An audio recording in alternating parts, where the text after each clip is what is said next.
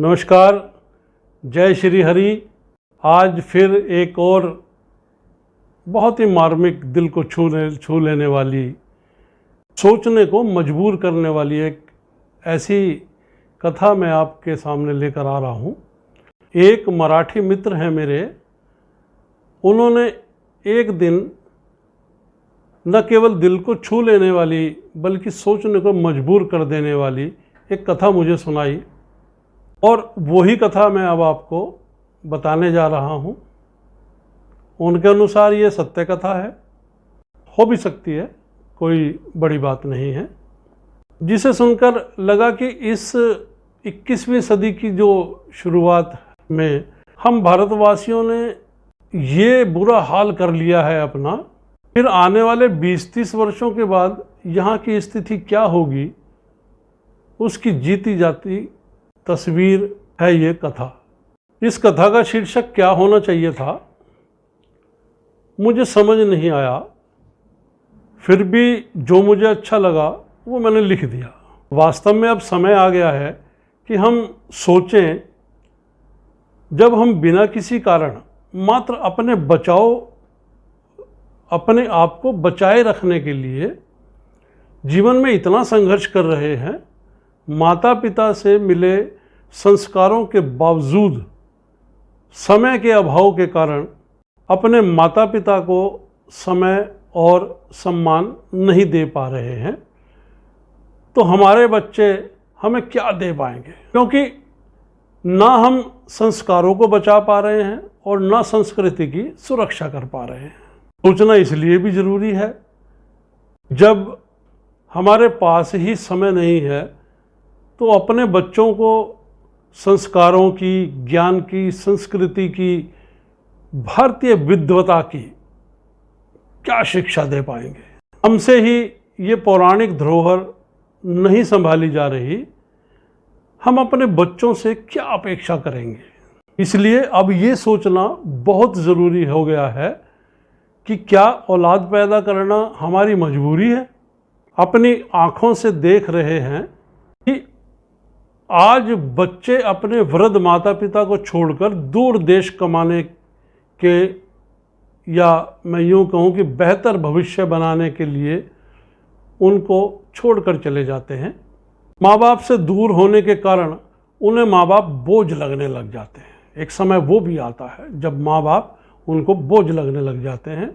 उधर बेचारे माँ बाप आस लगाए उनकी राह तकते रहते हैं, बच्चों का मोह मिलने की आस लिए उम्मीदों की गठड़ी उठाए जीवन जिए चले जाते हैं। आंखें तो तब खुलती हैं जब आंखें बंद होने के कगार पर होती हैं। तब व्यक्ति सोचता है कि जब बुढ़ापे में अकेला ही रहना था तो औलाद क्यों पैदा की, क्यों उन्हें पढ़ा लिखा कर काबिल बनाया। जब हमें बुढ़ापे में दर दर की ठोकरें ही खानी थी तो क्यों जलाए आस के दिए, क्यों दुनिया मरती है औलाद के लिए। थोड़ा इस विषय पर सोचने का अब ज़रूरत है, इस विषय पर ज़रूर सोचना। मुझे लगता है कि इस कहानी से जीवन के प्रति आपको एक नया दृष्टिकोण प्राप्त होगा, जो आपको न केवल सोचने को मजबूर कर देगा बल्कि आपकी सोच को भी बदल देगा।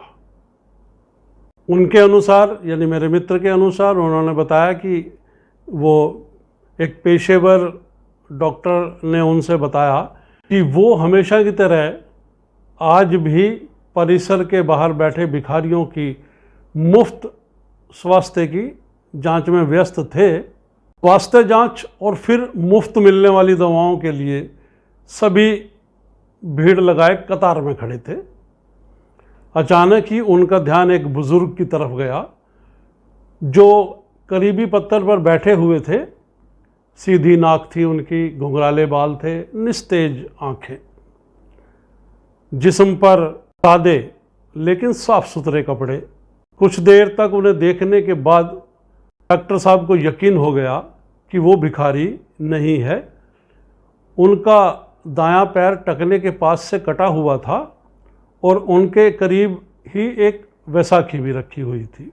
फिर मैंने देखा कि आते जाते लोग उन्हें भी रुपए पैसे दे रहे थे और वो बेहिचक रुपए पैसे लेकर अपने पास रख लेते थे।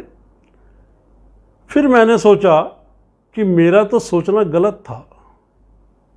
वो बुजुर्ग भिखारी नहीं है, लेकिन वो भिखारी है।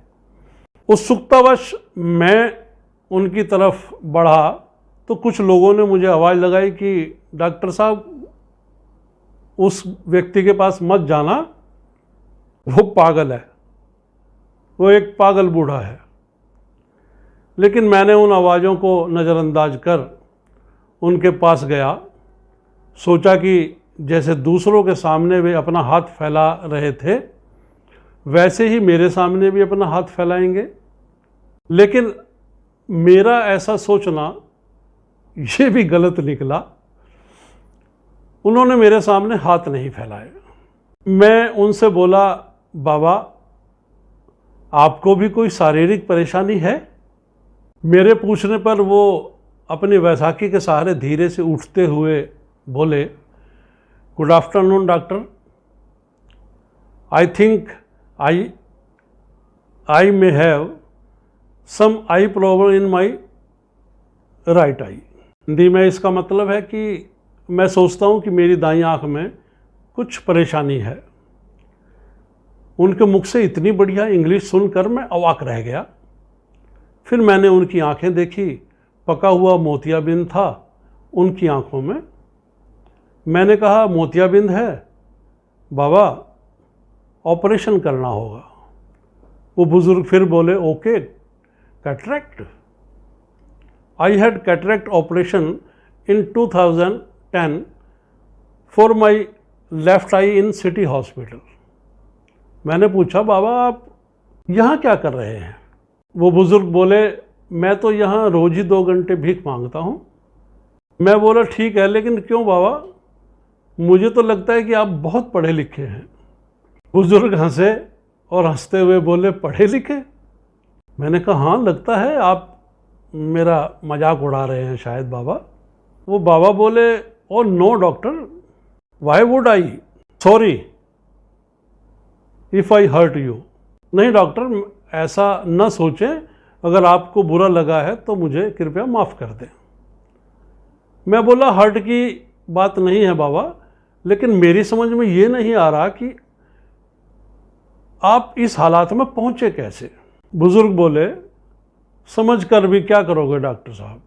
फिर थोड़ा रुक कर बोले, अच्छा चलो हम उधर बैठते हैं, वरना लोग तुम्हें भी पागल ही कहेंगे। करीब ही एक खाली जगह थी, हम दोनों वहीं जाकर बैठ गए। उन्होंने बैठते हुए कहा, well doctor, I am mechanical engineer. बुजुर्ग ने फिर इंग्लिश से ही शुरुआत की और ये बात कहकर शुरुआत की, मैं एक कंपनी में सीनियर इंजीनियर था और मैकेनिकल इंजीनियर हूँ। एक नए ऑपरेटर को सिखाते हुए मेरा पैर मशीन में फंस गया और ये वैसाखी हाथ में आ गई। कंपनी ने इलाज कराया, इलाज का सारा खर्च दिया और उसके बाद कुछ रकम भी मुझे सौंपी और घर पर बिठा दिया, क्योंकि लंगड़े बैल की क्या कीमत और लंगड़े बैल को कौन काम पर रखता है। फिर मैंने उस पैसे से अपना एक छोटा सा वर्कशॉप डाला, एक घर लिया, बेटे को भी मैकेनिकल इंजीनियर बनाया। उसने वर्कशॉप को आगे बढ़ाया, उसने एक छोटी कंपनी भी डाल ली। मैं निराश हो गया।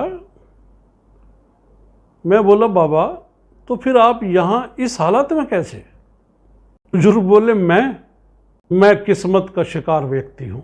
बेटे ने अपना सारा बिजनेस बढ़ाने के लिए कंपनी और घर दोनों बेच दिए। बेटे की तरक्की के लिए मैंने कुछ भी नहीं कहा। सब कुछ बेचकर वो अपनी पत्नी और बच्चों के साथ विदेश चला गया और हम जापानी गुड्डे गुड़िया यहीं रह गए। ऐसा कहकर बाबा हंसने लगे। हंसना भी उनका इतना करुणामयी था कि मैंने कभी इससे पहले ऐसा अनुभव नहीं किया था। मैं फिर बोला, लेकिन बाबा आपके पास तो इतना हुनर है कि आप जहाँ लात मारें वहाँ से पानी निकाल दें। अपने कटे हुए पैर को देखते हुए बुजुर्ग बोले, लात कहाँ और कैसे मारूं? मजाक कर रहे हैं आप। बाबा की बात सुन के मैं खुद भी बहुत शर्मिंदा हुआ। मुझे खुद बहुत बुरा लगा। इन बिना सोचे बोले हुए शब्दों के लिए मुझे उनसे माफ़ी भी मांगनी पड़ी। खैर, मैं बोला, बाबा आज भी आपको कोई भी नौकरी दे सकता है, क्योंकि आप अपने क्षेत्र के बड़े अनुभवी व्यक्ति हैं और वर्षों का अनुभव है आपके पास। बुजुर्ग बोले, यस डॉक्टर, और इसी वजह से मैं एक वर्कशॉप में काम करता हूँ। मुझे 8,000 रुपये तनख्वाह मिलती है। मेरी तो कुछ समझ में नहीं आया, तो फिर आप यहाँ कैसे? बुजुर्ग बोले, डॉक्टर बेटे के जाने के बाद मैंने एक छोटा सा टीन की छत वाला मकान किराए पर ले लिया था। वहाँ मैं और मेरी पत्नी रहते हैं। उन्हें पैरालिसिस है, यानी अधरंग हो गया है। वो उठ बैठ भी नहीं सकती। मैं सुबह 7 बजे से लेकर शाम को 3 बजे तक एक छोटी सी वर्कशॉप में काम करता हूँ। फिर शाम 4 बजे से 6 बजे तक यहाँ भीख मांगता हूँ। फिर घर जाकर 3 सदस्यों के लिए खाना बनाता हूँ। मैंने आश्चर्य से पूछा, बाबा अभी तो आपने बताया कि आप के घर में आप और आपकी पत्नी हैं, फिर ऐसा क्यों कहा कि 3 जन के लिए खाना बनाता हूँ? बुजुर्ग बोले, डॉक्टर साहब मेरे बचपन में ही मेरी माँ का स्वर्गवास हो गया था। मेरा एक जिगरी दोस्त था, उसकी माँ ने अपने बेटे जैसे ही मुझे पाला पोसा। 2 साल पहले ही मेरा वो जिगरी दोस्त हार्ट अटैक के कारण पूरा हो गया, उसकी डेथ हो गई। तो उसकी 92 वर्षीय माँ को मैं अपने साथ घर ले आया। तब से वो मेरे साथ ही रहती है। मैं फिर हैरान रह गया। इन बाबा का तो खुद ही इतना बुरा हाल है, पत्नी अपंग है, खुद का एक पाँव नहीं है, घर बार नहीं है। जो था वो बेटा बेचकर चला गया, और ये आज भी अपने मित्र की माँ की देखभाल करते हैं। कितने जिंदा दिल इंसान हैं ये, कितने जीवंत व्यक्ति हैं ये। कुछ देर बाद मैंने थोड़ा झिझकते हुए पूछा, बाबा बुरा ना माने तो एक बात और पूछूं? उन्होंने कहा, अरे भाई हम बैठे ही बातें करने के लिए हैं, पूछो, बेझिझक पूछो। फिर भी मैंने झिझकते हुए पूछा, बेटा आपको रास्ते पर ले आया, ठोकरे खाने को छोड़कर चला गया, आपको उस पर गुस्सा नहीं आता? वो बुजुर्ग बोले, नहीं डॉक्टर, अरे वो तो सब कुछ उसी के लिए ही कमाया था, जो उसी का था उसने ले लिया, इसमें उसकी गलती कहाँ है? लेकिन बाबा कमाया हुआ बनाया हुआ सब आपका था, सब आपने बनाया, फिर सब कुछ लेने का ये कौन सा तरीका हुआ? सब कुछ ले लिया, ये तो सरासर लूट हुई। अब आपके यहाँ भीख मांगने का कारण भी मेरी समझ में आ गया है। आपकी तनख्वाह के 8,000 रुपयों में आप तीनों का गुजारा नहीं हो पाता, तभी आप यहाँ भीख मांगने के लिए आते हैं। बुजुर्ग बोले, no you are wrong doctor, नहीं आप गलत हैं डॉक्टर साहब। 8,000 रुपये में मैं सब कुछ मैनेज कर लेता हूँ, लेकिन मेरे मित्र की जो माँ है उन्हें डायबिटीज़ और ब्लड प्रेशर दोनों हैं, दोनों बीमारियों की दवाई चल रही है उनकी। बस 8,000 रुपये में उनकी दवाइयाँ मैनेज नहीं हो पाती, इसलिए मैं 2 घंटे यहाँ बैठता तो हूँ, लेकिन भीख के पैसों से या भीख के पैसों के अलावा मैं किसी से कुछ और स्वीकार नहीं करता हूँ। मेडिकल स्टोर वाला उनकी महीने भर की दवाएं मुझे उधार दे देता है, और यहाँ 2 घंटे में जो भी पैसा मुझे मिलता है वो मैं रोज़ मेडिकल स्टोर वाले को दे आता हूँ। ये उसका एहसान है और मैं उसका एहसानमंद हूँ। तो सच मानो मैं उन्हें निहारता रह गया और सोचने लगा कि इनका खुद का बेटा इन्हें छोड़कर चला गया और ये खुद दोस्त की माँ की देखभाल कर रहे हैं। मेरा इन बाबा जी की सोच, संस्कार, कर्तव्यनिष्ठता, प्रेम, कर्तव्य बोध, जिम्मेवारी और हिम्मत भरी बातें सुनकर मन इतना द्रवित हो गया कि मेरी आंखें भर आई। भरे गले से मैंने फिर पूछा कि बाबा, किसी दूसरे की माँ के लिए आप यहाँ रोज भीख मांगने आते हैं? अब बाबा गुस्से में बोले, दूसरे की? अरे मेरे मेरा बचपन में उन्होंने मुझे बहुत कुछ मेरे लिए किया। अब मेरी बारी है। अगर उनका पुत्र चला गया, मैं तो हूं। मैंने उन दोनों से कह रखा है कि शाम को 4 बजे से 6 बजे तक मुझे एक दूसरा काम मिल गया है। मैं मुस्कुराया और बोला, और अगर उन्हें पता लग जाए कि आप शाम 4 बजे से 6 बजे तक यहाँ पर भीख मांगते हैं तो? बुजुर्ग बोले, अरे कैसे पता लगेगा? दोनों तो बिस्तर पर हैं। मेरी हेल्प के बिना, मेरी सहायता के बिना वो करवट भी नहीं बदल पाती। यहाँ कहाँ पता करने आएंगी? हंसने लगे वो बुजुर्गवार। बाबा की बात सुनकर मुझे भी थोड़ी हंसी आई, लेकिन मैं उसे छिपा गया और बोला, बाबा, अगर मैं आपकी माँ जी और आपकी पत्नी के लिए नियमित दवाएं दे दूं तो ठीक रहेगा ना? फिर आपको भीख भी मांगने की ज़रूरत नहीं पड़ेगी। बुजुर्ग बोले, नो डॉक्टर, आप भिखारियों के लिए काम करते हैं।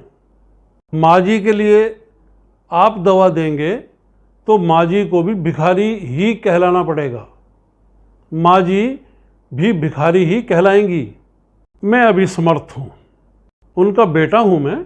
मुझे कोई भिखारी कहे चलेगा, लेकिन अगर उन्हें कोई भिखारी कहे या उन्हें कोई भीख मांगने वाला कहे या किसी की दया पर वो पल रही हों, वो मुझे मंजूर नहीं है। तभी एकदम बैसाखी उठाकर वो खड़े हुए और बोले, ओके डॉक्टर, अब मैं चलता हूँ। घर पहुँचकर अभी मुझे खाना भी बनाना है। मैंने निवेदन स्वरूप बाबा का हाथ अपने हाथ में लिया और बोला, बाबा, भिखारियों का डॉक्टर समझकर नहीं, मुझे आप अपना बेटा समझकर मेरी दादी के लिए दवाएं स्वीकार कर लीजिए। तो उन्होंने एक झटके से हाथ छुड़ाया और बोले, डॉक्टर, अब इस रिश्ते में मुझे मत बांधो प्लीज़। एक गया हमें छोड़कर, आज मुझे आप सपना दिखा रहे हो, कल आप भी छोड़कर चले जाओगे, तो अब सहन करने की मेरी ताकत नहीं रही।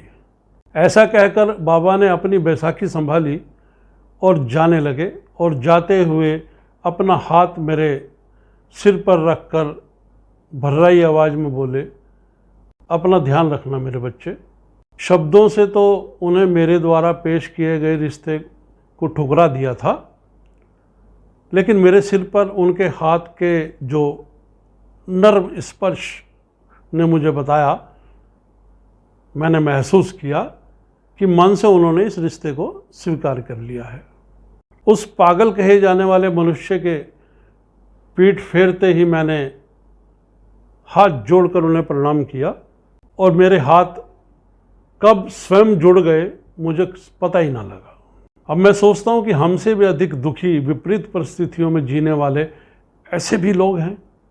हो सकता है उन्हें देख हमें हमारे दुख कम प्रतीत हों और दुनिया को देखने का हमारा नज़रिया बदल जाए। हमेशा अच्छा सोचें, हालात का सामना करें। कहानी से कुछ प्रेरणा मिले तो जीव मात्र पर दया करें और स्वयं परोपकार की भावना रखें तथा बच्चों में धर्म, प्रेम, दया, संस्कार, परोपकार को जरूर रोपें ताकि परिवार की भलाई के साथ साथ समाज और देश का भी उद्धार हो सके। इस कथा को सुनकर आपके मन में किस प्रकार के भाव जागृत हुए वो मुझे कमेंट बॉक्स में ज़रूर लिखकर बताइएगा। आपके सुझावों का मुझे इंतज़ार रहेगा और जहाँ तक हो सकेगा मैं आपके प्रश्नों का उत्तर भी दूंगा। और यदि आप चाहते हैं कि मैं किसी और विषय पर भी वीडियो बनाऊं तो ज़रूर आपके संपर्क में मैं रहूँगा। जय श्री हरि।